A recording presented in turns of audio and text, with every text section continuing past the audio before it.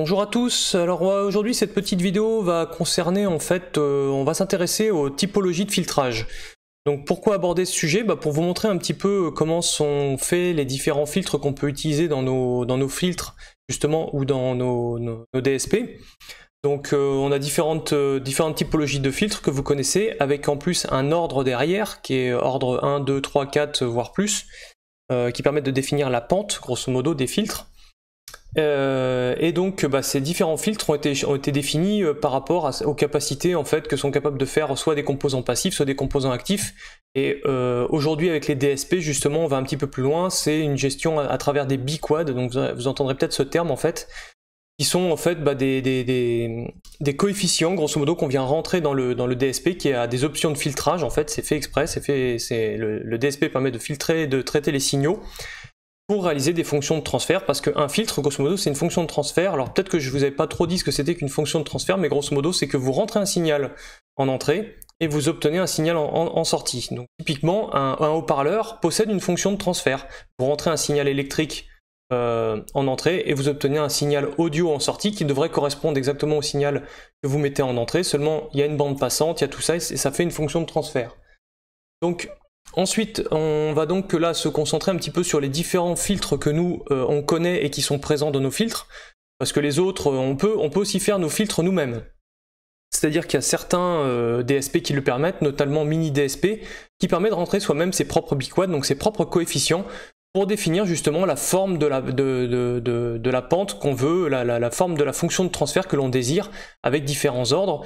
Nous, on va se concentrer surtout sur le Bessel, le Butterworth et le Lincoln-Riley. Alors pourquoi déjà ces trois filtres-là? Pourquoi c'est surtout ces trois filtres-là qui sont présents? Parce qu'ils présentent chacun des avantages et des inconvénients, mais qui sont les plus communs de ce qu'on peut rechercher quand on fait du filtrage, notamment dans le monde de l'audio. Je sais qu'il y a aussi d'autres filtres qui existent, d'autres typologies de filtres, mais nous, pour l'audio, ce sont les trois qui vont être les principaux concernés quand on fait un crossover, au niveau du filtrage, pas au niveau des équalisations, après c'est un petit peu différent.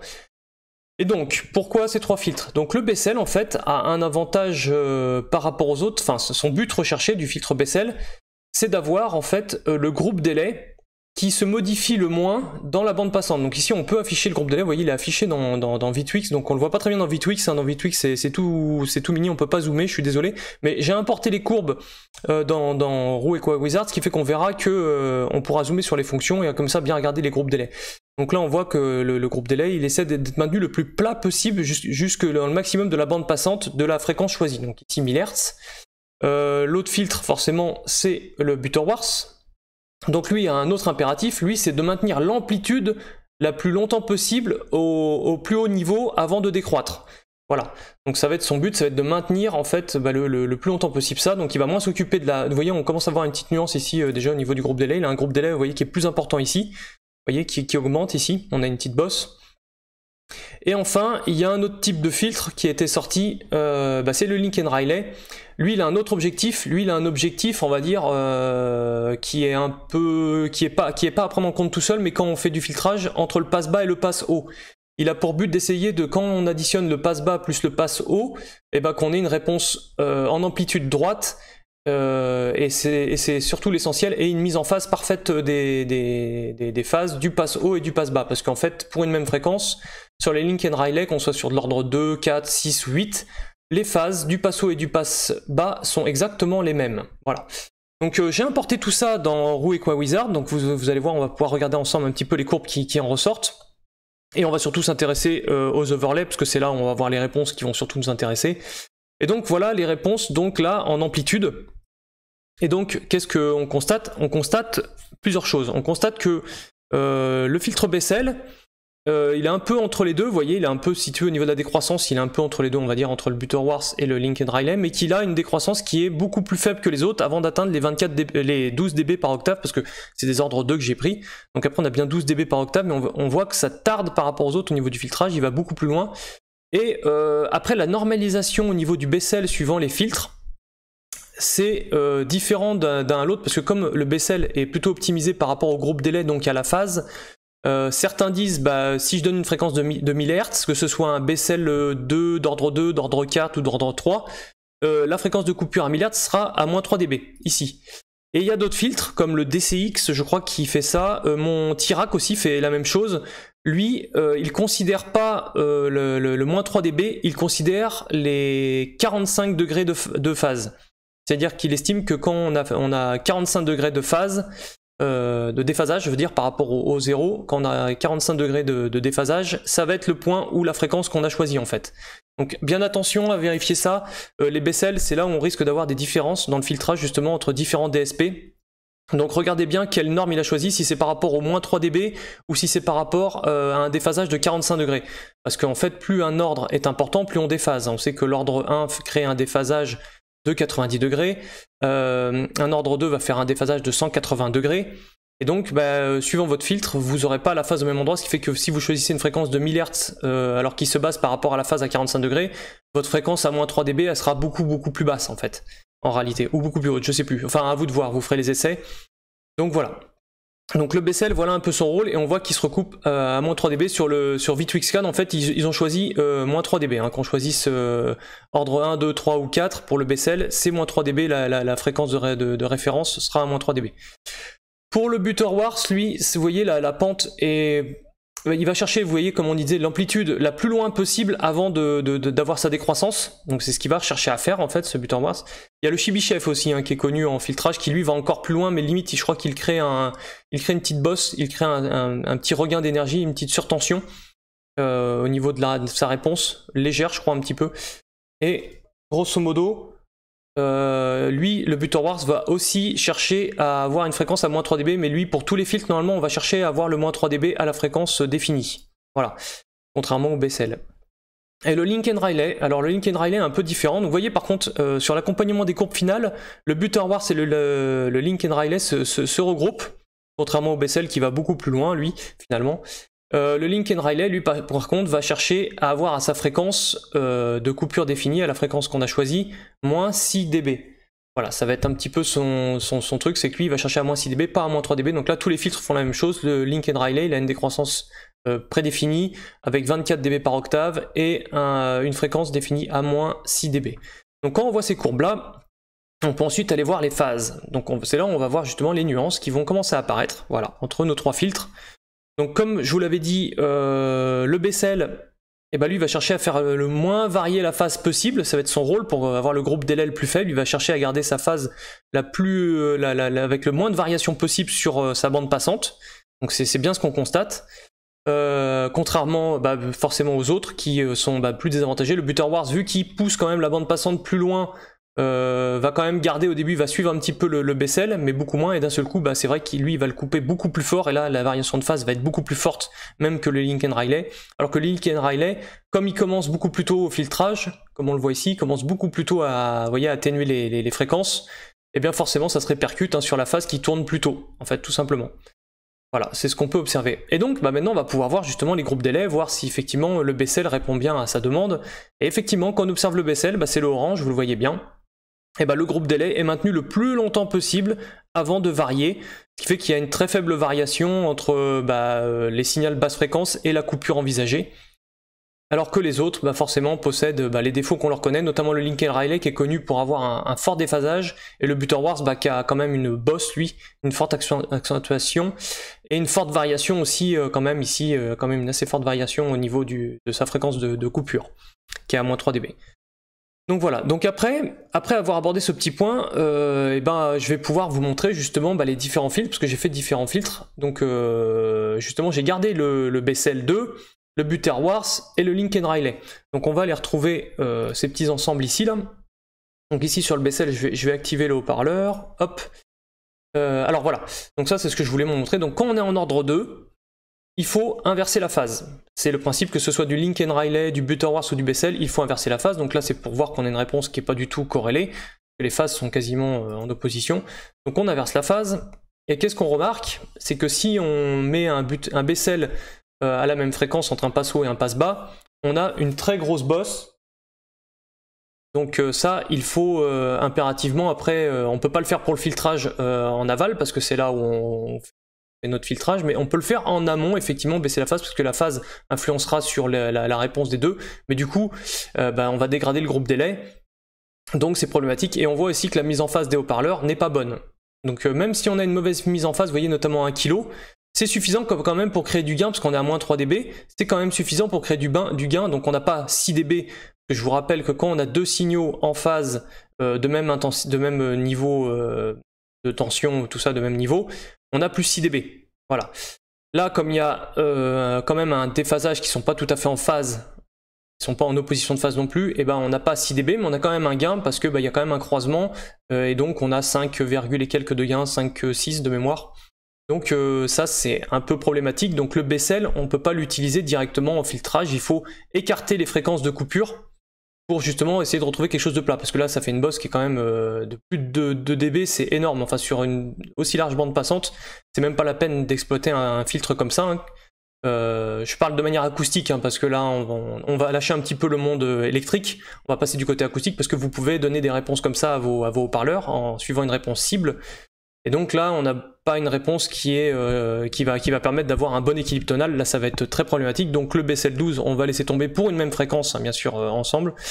On va regarder ensuite le Butterworth. Donc pareil, le Butterworth, vous allez voir, quand je vais activer, il va falloir inverser la phase, logique. Attendez, hop, je me mets comme ça. Parce que là, carrément, on est en opposition de phase. Ah, on est en opposition de phase, donc on l'inverse, on inverse la polarité. Et là, qu'est-ce qu'on remarque? Contrairement au Bessel, par contre, le Butterworth, oui, si on indique les mêmes fréquences, le même ordre de filtre, voilà, et ben on a la mise en phase qui est parfaite. Comme le Lincoln-Riley, on va le voir juste après, la mise en phase est parfaite, on le sait pour le Lincoln-Riley. Mais par contre, comme on recoupe pas à moins 6 dB, mais à moins 3, ce qui fait que comme on est en phase à 1 kg, en phase parfaite, et qu'on a nos deux signaux qui sont à 77, parce qu'en fait il y a une atténuation naturelle des pentes, vous savez, de moins 3 dB, bah moins 3 dB, deux signaux en phase, moins 3 dB, on a plus 6 dB, et ben on remonte à 83 dB. Ce qui est un peu logique, hein, on a ajouté nos 6 dB. Donc là, lui, on le voit tout de suite, la mise en phase plus raccordement à moins 3 dB, on a plus 3 dB de gain. Donc lui, pareil, il n'est pas exploitable en l'état, il faudra espacer les fréquences, pour pouvoir en tirer quelque chose, et je vous montrerai après en fait qu'on va utiliser une autre typologie, et donc on va sortir un petit peu de ce contexte. Alors ensuite je vais vous montrer les filtres en Lincoln-Riley. Donc le Lincoln-Riley est ici, donc pareil, là on est en position de phase parfaite parce que les ordres 2 font inverser la polarité. Donc le Lincoln-Riley il est connu pour avoir passe haut et passe bas en phase toujours, peu importe l'ordre, alors que le Butterworth c'est pas vrai. Et là, bah, forcément, comme on est à moins 6 dB, on a un croisement parfait, on a une parfaite mise en phase, on retrouve nos plus 6 dB, donc ça s'équilibre. En plus, les courbes se compensent exactement pour maintenir un niveau linéaire. C'est ça l'avantage du Lincoln-Riley, en fait. On obtient une réponse totalement plate en amplitude, parce que les courbes compensent la perte par rapport à la mise en phase, et ce qui fait que bah, si on fait l'addition de tant de dB plus tant de dB, on retrouve nos 6 dB en fait ici, quoi. Voilà, donc ça maintient la moyenne, en fait. Donc voilà pour nos filtres. Donc là j'ai exporté, hein, profitez de ces options, hein, franchement, j'ai fait simplement de l'exportation, hein, comme tout à l'heure. Vous faites de l'exportation de réponses en fréquence. Vous pouvez même exporter les groupes délais, hein, qui sont ici, là, vous pouvez les exporter, les groupes délais, et les visualiser dans V2XCAD après en important une réponse en fréquence, parce que ça correspond à une réponse en fréquence. Et ça vous permet vraiment comme ça d'optimiser des filtres, de trouver des choses, de créer, d'inventer, d'essayer de tester. Donc faut pas hésiter. Donc on va retourner plutôt dans les overlays, voilà ici. Donc là, je vais enlever tous ceux qui nous intéressent pas, on va se mettre plutôt sur l'onglet SPL. Allons, hop là. SPL, donc là je vais mettre les 3 filtres. J'en ai mis un en trop, j'ai fait une bêtise. Oui, j'ai l'impression d'en avoir mis un. Oui, c'est que j'ai oublié d'en décocher un, voilà. Donc on trouve le Lincoln-Riley qui est tout droit, forcément. Le Butterworth qui est à plus 6 dB parce que lui, bah, il a un recoupement parfait avec une mise en phase parfaite. Et le Bessel qui est juste dessous, qui possède un petit déphasage entre les signaux et forcément qui lui n'atteint pas les plus 6 dB, mais vous voyez, la courbe de réponse n'est pas exploitable en l'état. Et ici, on peut regarder les phases éventuellement, ou les groupes délais éventuellement aussi, ouais, on va regarder le groupe délai pour notre curiosité personnelle. Allons, j'arrête pas de toucher la barre en bas. Attendez, voilà. Donc on retrouve le Lincoln-Riley qui forcément, lui, possède un fort déphasage dans les basses fréquences, hein, enfin un groupe délai, excusez-moi, il a un fort groupe délai, parce qu'il justement il commute plutôt au niveau des signaux, vous savez, il atténue plutôt la bande du signal, donc ça augmente le groupe délai, et voilà, et après il retrouve les autres sur la fin. Et ici, bah, finalement on voit plus trop l'avantage du Bessel par rapport au Butterworth, hein, les variations sont très proches. Et donc, bah, y a des gens, notamment quelqu'un qui s'appelle Jean-Michel Lecléac, qui avait imaginé qu'on pouvait faire des filtres quasi optimaux. Donc c'est-à-dire quasi optimaux, c'est-à-dire ce qui était visé en fait justement, c'était d'avoir des filtres qui diminuaient au maximum, qui réduisaient au maximum le groupe délai dans la zone de raccord des haut-parleurs, parce que l'audibilité de la phase, des groupes de groupe délai, des distorsions apportées par ça en fait, seraient audibles suivant certaines études, d'autres moins. Donc c'est pour ça on va aborder un petit peu aujourd'hui aussi les quasi-optimaux, pour en parler un petit peu entre nous. Donc, je vais essayer de dire ce que moi j'en sais, je suis pas un spécialiste des groupes délai, je pense que certains en parleront mieux que moi, donc on va aller là-dessus. Et non, on va pas aller là-dessus, on va aller plutôt sur le PDF, voilà, le PDF de Jean-Michel Lecléac, que je vous conseille de lire, hein, vous le trouvez, l'audiophile et la distorsion de phase. Donc il explique plein de choses, hein. Donc je vous conseille de lire, c'est relativement intéressant. Je sais pas si je serai en accord forcément avec tout ce qui est dit, il y a peut-être un petit peu de parti pris pour dire que les quasi-optimaux sont les filtres par excellence qui vraiment donneraient les meilleurs résultats. Moi je pense justement qu'ils créent des problèmes de lobes, des lobes en fréquence au niveau de la réponse des haut-parleurs, enfin la réponse en puissance des lobes qui sont problématiques, qui sont un petit peu abordés ici dans le PDF. Je sais plus à quel endroit exactement, mais ils abordent un petit peu ce truc-là. Donc vous voyez, bon, il y a plein de choses, hein. Il y a plein d'informations justement sur les études qui ont eu lieu. Vous voyez, il y a plein de graphes qui sont très jolis, des waterfalls, des spectrogrammes. Ça va peut-être vous parler ou pas. Ça vous permettra de éventuellement découvrir des choses, hein, faut pas hésiter. Là, il parle des enceintes du commerce justement avec les différentes choses, notamment voilà, la variation de phase. Là, il y a une forte variation à 1000 Hz, donc forcément le groupe délai va être impacté. C'est ce qu'il note en fait sur les enceintes, hein. Voilà. Et donc ce qu'on peut retrouver, je sais plus où est-ce qu'il parlait des lobes, je crois qu'il en parlait un moment, des lobes. J'essaie de retrouver ça au plus vite possible.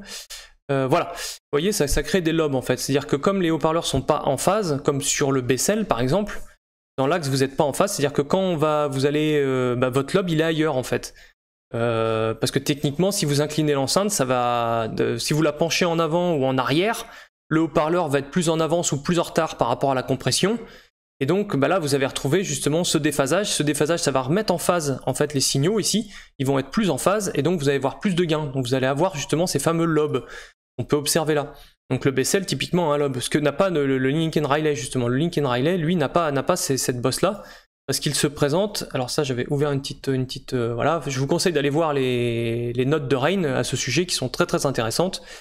Voilà, le Lincoln-Riley, et ben le lobe il est forcément dans l'axe, et après c'est quand justement on mesure l'enceinte sur sa verticalité, pas en horizontal bien sûr, c'est sur la verticalité, où il va y avoir des axes d'annulation, et où après, parce qu'il y a un déphasage justement entre les signaux quand il y a une inclinaison de l'axe, alors que le lobe dans l'axe il est parfait, et c'est plutôt ce qu'on va rechercher, hein, d'avoir dans l'axe le lobe.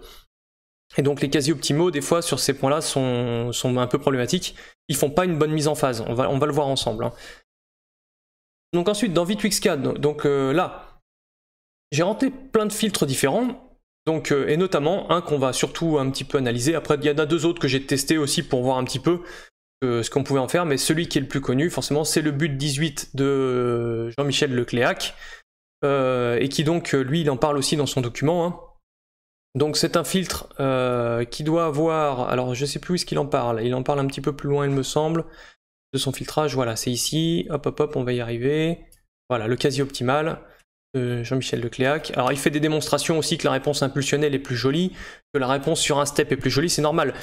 Plus on dégrade la phase et donc le groupe délai, plus la réponse impulsionnelle va être pas respectée par rapport à ce qu'on veut à l'origine, parce qu'une réponse impulsionnelle c'est juste un pic comme ça, et nous comme on a un groupe délai, on a un filtrage et tout ça qui crée du retard, bah forcément ça crée des impulsions, des oscillations derrière, qui font que les gens ils préfèrent avoir, certains privilégient une belle réponse impulsionnelle, d'autres c'est plutôt la réponse, la mise en phase, la réponse en fréquence, ce qui est plutôt mon cas, parce qu'en fait je vais vous expliquer un petit peu justement cette thématique, c'est que la réponse impulsionnelle ou la réponse au step, un step c'est une marche en fait, donc c'est un front montant très infini, enfin un front montant qui a une pente infinie, qui est très droite, et ensuite on arrive à une marche en fait, donc à un niveau maximum. Et pour moi, il ne faut pas prendre en compte ce genre de signaux. Je vais vous expliquer pourquoi assez simplement, vu que je travaille un petit peu dans le domaine, je fais des mesures notamment justement à l'oscilloscope, sur des quartz, sur des horloges. La problématique va être, c'est que l'audio, en fait, a une bande passante par rapport à notre oreille qui est très limitée. Ça va, allez, on estime le maximum de 20 Hz à 20 kHz. Et bien quand on essaye de faire justement un générateur, par exemple, d'impulsion ou une horloge, avec, vous savez, une horloge bien carrée, bien rectangulaire, très propre, avec justement une bande passante aussi faible, et ben on se rend compte qu'on n'a pas des pentes qui sont très droites, on a des pentes qui sont très atténuées et qui sont légèrement arrondies en plus aux extrémités, et pareil quand ça décroît, ça fait un effet un peu de vague, un peu comme ça, je le dessine avec ma souris, un effet un peu de vague en fait. Donc voilà, donc on peut pas respecter en fait, si on a un signal de 20 Hz à 20 kHz, c'est qu'on essaie de faire des steps ou des impulsions, et bah forcément la réponse sera pas celle qu'on s'imagine, ce sera pas un beau front montant avec un bel angle droit et une belle redescente droite avec un bel angle droit encore à la fin. On aura un signal qui sera déformé. Et donc, comme le signal est déformé, bah, c'est un peu dommage d'interpréter une impulsion et se dire ah bah comme elle est déformée, c'est pas bon. Bah non, ça dépend de la bande passante, parce que justement, si votre bande passante est détériorée, votre impulsion et votre step seront détériorés. Donc il faut prendre ça en compte, c'est très important de le prendre en compte, ce qui n'est pas souvent le cas. Donc voilà, dans le fameux Butterworth d'ordre 3 en quasi optimal de Jean-Michel Lecléac, ça doit correspondre à ceci. Donc en fait, vous choisissez une fréquence de crossover, une fréquence de croisement. Moi j'ai pris 1 kg.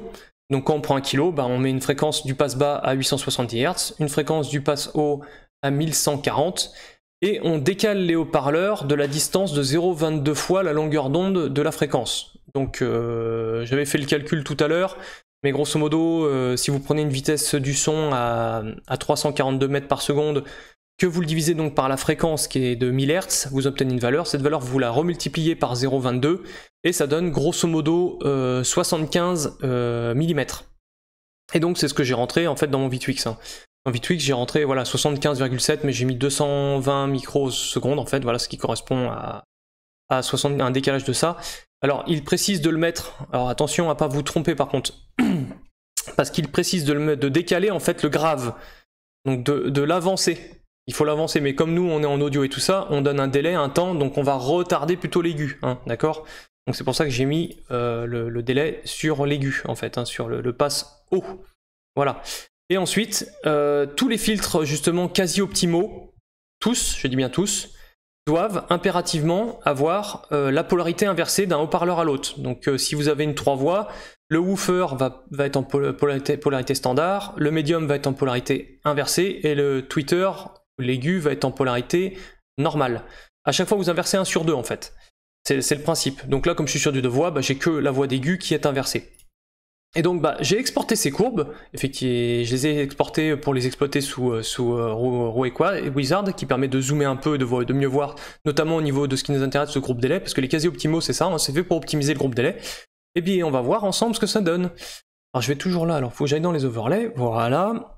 Donc on va charger un peu tout ça, on va charger tout simplement au début le Lincoln Riley et le quasi optimal de JMLC. Donc voilà. Donc on va regarder d'abord le SPL, parce que ça c'est le groupe délai, on va d'abord regarder le SPL. Donc on va voir que le LR4, là on est sur du LR4, on n'est plus sur le LR2 de tout à l'heure, là j'ai pris carrément un LR4, et le JMLC en Butterworth 3. Donc ce qu'on constate, c'est que le Butterworth a des oscillations en fait dans la bande passante sur la réponse en fréquence. On aura des oscillations, on aura un gain de 1 dB, vous voyez ici là vers 1,5 kg. Bon bah on faudra faire avec, hein. Ça fait partie du filtre, c'est comme ça qu'il est géré, alors que le Lincoln Riley on sait qu'il est plat. Par contre effectivement au niveau de la phase, que ce soit au niveau de la phase, donc attendez je vais décocher ce que je dois décocher, le Lincoln Riley et le voilà. Donc on voit effectivement que la phase du quasi optimal de JMLC essaie d'être le plus tard possible, voilà, avant de créer une rotation de phase. Par contre après on voit que ça oscille beaucoup plus fort, hein, mais on va voir que sur le groupe délai ça n'a pas tant d'influence que ça.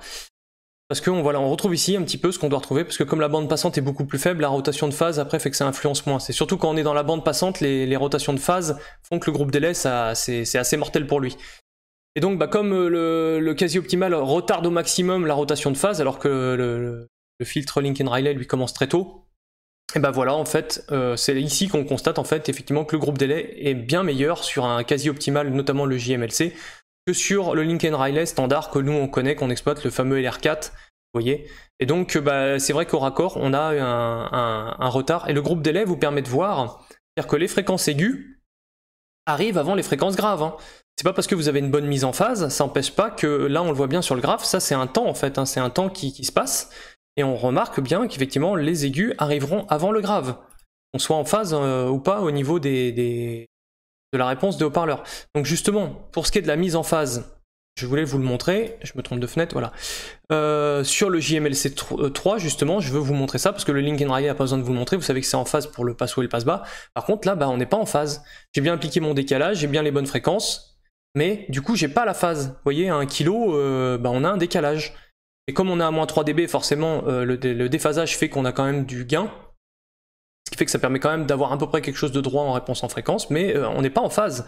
Ce qui fait que ce filtre-là va nous créer des lobes, les fameux lobes que je vous ai montré tout à l'heure au niveau de la réponse de l'enceinte, quoi. On va avoir des lobes. C'est-à-dire que là, je sais pas par contre s'il faut la pencher en avant ou en arrière, je sais pas si le lobe il est plutôt en haut ou en bas, je crois qu'il va plutôt être en haut, on me corrigera si besoin, en haut ou en bas, enfin bref, il y aura le lobe qui sera plutôt en haut ou en bas. Et il y aura une accentuation en plus du niveau, donc si vous arrosez le plafond plus fort ou le sol ou la table basse plus forte que vous dans l'axe, ça va augmenter en fait le champ indirect va être un peu prédominant, donc il faudra faire attention à beaucoup de choses. En extérieur encore ça vous posera pas trop de problèmes, mais par contre en intérieur, attention, vigilance, vigilance là-dessus. Hein.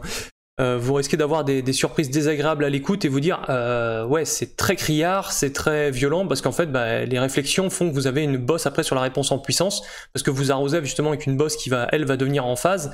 Vous arrosez le plafond ou la table basse et ça va avoir des réflexions, des conséquences où il y aura un gros gain justement au niveau de la fréquence de raccord. Donc ça c'est le deuxième effet qui se coule, j'ai envie de dire, de ce genre de filtre, et ça ils en parlent pas beaucoup alors que c'est vraiment très problématique pour moi. Hein. Donc voilà. Donc après j'ai essayé 2 autres filtres, dont un que j'ai essayé d'inventer, hein, mais qui était connu, hein, le BES 4 but 2. Donc je les ai pareil rentrés dans V8 ici, hein, je les ai rentrés. Bon là je vous les montre pas, je vous les relis pas. Si à la rigueur je peux vous montrer le mien, parce que l'autre ici il n'y a pas d'optimisation non plus de la mise en phase de mémoire, je vais le relier pour regarder avec vous. Hop, on va supprimer ça, voilà. Alors je suis obligé de mettre les haut-parleurs en mute, parce que vous voyez ça me crée des artefacts par contre. Bon voilà, donc je les avais mis en mute effectivement pour pas qu'ils me gênent. Bon après c'est pas grave, là on va pas s'occuper de la partie ici parce qu'on voit, mais enfin si on voit que la phase, mais vous occupez pas des pics, c'est juste que comme les haut-parleurs sont pas en mute, je vais les muter, allez hop.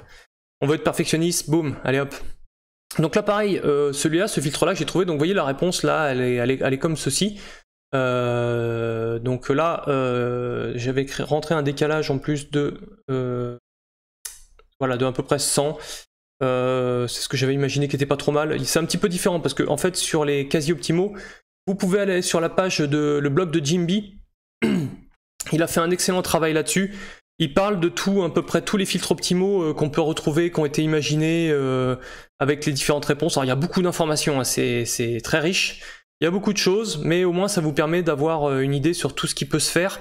Et donc voilà, on retrouve les JMLC. Bon là il y a le 4.4, donc en but 4 et en link 4.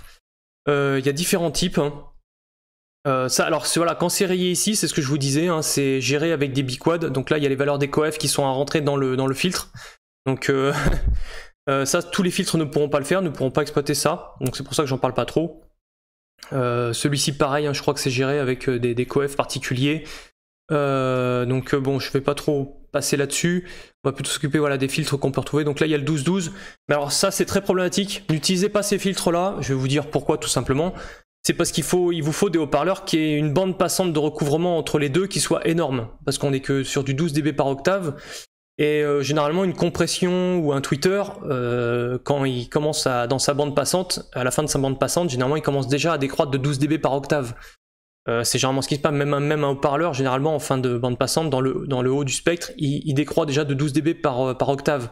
C'est-à-dire que si vous voulez un filtre acoustique, respecter une courbe cible qui est encore de 12 dB par octave, c'est soit vous le filtrez pas, ce qui peut donner des résultats relativement dégueulasses, soit vous le filtrez, et en même temps vous devez compenser par beaucoup d'équal en fait pour rester sur du 12 dB par octave, donc c'est vraiment pas des filtres à exploiter. Le 18-18 encore il passe, généralement on arrive à le loger. Parce que sur une compression, il faut loger un filtre d'ordre 1 pour le filtrer. Donc attention aussi, hein, faut bien choisir votre compression là-dessus, hein, parce que un filtre d'ordre 1 sur une compression, c'est pas ce qui est recommandé par le constructeur, donc ça dépend du niveau SPL que vous allez en sortir, et puis la bande passante, jusqu'où vous voulez tendre dans le bas, parce que vous allez certainement avoir de la distorsion qui va arriver. Donc c'est pour ça, faut sur des filtres de faible pente, à respecter en filtre acoustique, hein, je parle pas en filtre électrique, hein, en filtre acoustique, pour respecter justement les résultats qu'on veut, hein, parce que on parle pas d'électrique, on parle bien d'acoustique, hein. Et bah il va vous falloir des composants de très très bonne qualité avec des très très grosses bandes passantes si vous voulez des faibles pentes. Mais heureusement il en existe 12 d'autres, donc moi c'est celui-là que j'ai essayé, voilà, le connu Best 4 but 2, donc pareil le but 2 à mon avis impossible, enfin pas facile du tout à réaliser dans la réalité avec un composant réel, mais je l'ai quand même essayé pour rigoler parce que j'ai dit qu'il était dedans et puis j'ai dit que j'allais l'essayer. Mais prenez plutôt des filtres voilà, du 24-18, là ça commence à déjà être plus rigoureux. Et ça en plus ça peut vous permettre de compenser un woofer par rapport à un tweeter, parce que comme ça on crée un petit peu de... Ah bah non, il faudrait qu'il soit en 18-24 d'ailleurs, donc ça c'est pas bon, ce serait peut-être une petite compression que voilà, avec une petite compression ou un tweeter pavillonné qui est un petit peu reculé par rapport au parleur. Ça c'est un résultat qui pourrait passer. Par contre regardez votre réponse, attendez-vous à avoir... bon il y a 1 dB parce que c'est vrai que c'est zoomé ici, mais une réponse pas très jolie effectivement dans l'axe, et faire attention hors axe. Si on compense un hors axe, ça peut être bénéfique par contre, hein. Si hors axe effectivement vous avez un petit regain d'énergie vers les 1,5 kg, 2 kg, ça peut être un filtre qui peut être très sympa à utiliser, et il faut voir les résultats parce qu'effectivement ça améliore le groupe délai. À vous de voir si vous êtes sensible à ça, hein. Ce qu'il faut c'est essayer, hein. C'est pour ça que je vous mets sur cette vidéo.